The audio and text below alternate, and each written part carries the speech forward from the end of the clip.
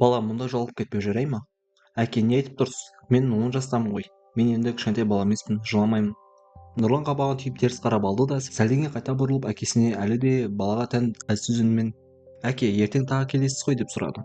Айдар еріксіз жымиып кетпес үшін өзін әрең ұстап тұрды. Әрине келемін балам. Түстен кейін жұмыстан шыққан соң бірден саған соғамын. Күнде келіп тұрамын. Нұрлан жеңіл дем алып көңілі біршама жайланғандай болды. Айдар аз ойланып тұрып, мүмкін сені жеке бөлмеге ауыстырсақ қайтеді. Мұнда тыныш болады, ешкім мазаламайды деді. Жоқ әке, онда ішім пысып кетеді. Үйде сіз жұмыста болғанда қалай отырамын, дәл солай болады. Ал мұнда балалар бар. Дұрыс айтасың, уайымдама. Дәрігер 2 аптадан артық жатпайсың деді. Демалыс күнін тіпті үйге жіберуі мүмкін. Мен де күн сайын келіп тұрамын. Тағы Сәуле апай да келіп тұрар. Нұрлан бірден қабағын түйіп, әке, өтінемін, ол келмесін деді. Айдар ауыр күрсінді. Шынын айтқанда ол Сәулеге әлдеқашан үйленіп кетуі мүмкін еді. Өзі әлі жас, Сәуле де жап-жас, көрікті, жинақы әйел. Қиын сәттерде қасынан табылып жүрді, бірақ оның Нұрланмен арасы ешқашан жылымады. Нұрлан бір нәрсеге ғана кәміл сенетін: анасы Айсәуле бір күні міндетті түрде табылады.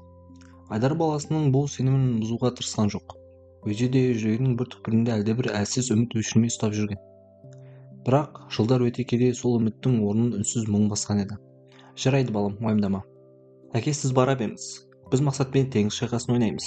Айдар көрші төсекте отырған баланың қолындағы дәптер мен қарындаштықты байқап жымиып қойды. Жарайды, бір нәрсе керек болса бірден хабарлас. Медбикеге айт, ол маған қоңырау шалады. Жақсы. Айдар есіктен кеткен соң артына бір бұрылды. Бірақ Нұрлан әлдеқашан балалардың ортасына кіріп кеткен екен. Олар шуласып кім бірінші ойнайтынын талқылап жатыр. Айдар сырттай қарап тұрып еріксіз күлімсіреді. Шынында, Нұрланға қолдастарымен араласу жетіспейтін. Әсіресе жазда мектеп демалысқа шыққанда ол көбіне үйде жалғыз қалатын. Айдардың өзі таңнан кешке дейін жұмыста. Бұлардың тұратын ықшамауданында әр үйдің биік қоршаулары бар. Әркім өз тірлігімен әлек. Балалардың аулада бірге ойнайтын кезі сирек. Ал мұнда бәрі бір бөлмеде, бір көңілде. Нұрлан үшін бұл мүлде басқа әлем еді. Келесі күні Айдар келгенде баласының жүзі жарқырап тұр екен. Әке, біз бүгін сыртқа серуендеуге шықтық. Қалай жіберді? Біз жалғыз шыққан жоқпыз, медбике бірге болды. Ол орындықта отырып кітап оқыды. Кімге болады солар жүгірмек, кімге болмайды солай жай отырды. Әке, сен білмейсің, ауруханада қызық болады екен. Өзің қалайсың? Жақсымын. Тек таңертең тамырға дәрі жібереді, кешке ине салады. Сол болмаса бәрі жақсы. Айдар орындыққа отырып баласына ұзақ қарады. Нұрланның жүзіне қарап отырып оның анасына қатты ұқсайтын тағы да аңғарды. Әсіресе көздері. Айсәуленің де көздері дәл осылай мейірімді болатын. Үйде бәрі бұрынғыдай деді Айдар. Алма апай сені қатты сағынып жүр. Күнде менің балапаным жоқта үйдің де сәні кетіп қалды деп айтып отырады. Нұрлан күліп жіберді. Мен де Алма апайды сағындым. Бірақ уақыт үнсіздік орнады. Сосын Нұрлан кенет ойланып отырып, әке, анам қалай жоғалып кеткен деп сұрады. Айдар селк ете түсті. Бұл сұрақты баланы көптен бері қоймаған еді. Неге сұрап отырсың? Кейін айтамын. Бірақ сіз бірде жай ғана оралмады деген едіңіз ғой. Айдар бір сәт үнсіз қалды. Шындығында оны біреулер ұрлап кеткен. Маған телефон соғып ақша талап етті. Мен бәрін апарып бердім. Бірақ содан кейін олар жоғалып кетті. Анаңды да таба алмадық. Нұрлан үнсіз тыңдап отырды. Біраздан кейін баяу ғана: әке, анамның мойнында ерекше алтын алқа болатын еді ғой, есіңізде ме? Айдар бірден басын көтерді. Иә, әрине есімде. Оны мен өз қолыммен жасағанмын. Дәл сондай екінші алқа бұл әлемде жоқ. Нұрлан әкесіне тіке қарады. Мен бүгін дәл сондай алқаны көрдім деді. Айдардың жүрегі дүрсілдеп кетті. Қайдан көрдің? Кешегі тәтті берген кішкентай қыздың мойнында. Сол сөзден кейін Айдардың ойы сан саққа жүгірді. Кешке қарай ол баласы көрсеткен ескі ауданға барды. Жолдары ойқы-шойқы, айнала ескі үйлер. Бір ескі үйдің алдында тоқтады. Есікті ақырын қақты. Есік ашылғанда алдында тұрған әйелді көріп Айдардың көзі қарауытып кетті.